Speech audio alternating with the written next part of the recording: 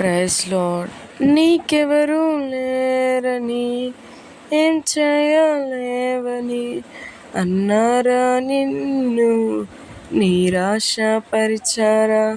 పొరుగంటి వాడనని, ఎప్పటికీ ఇంతేనని, నా బ్రతుకు మారదని అనుకుంటూ ఉన్నావా? నేనున్నానన్న యేసు మాటను మరిచావా? కన్నీరు నాట్యంగా మార్చును చూస్తావా? నేనున్నానన్న యేసు మాటను మరిచావా?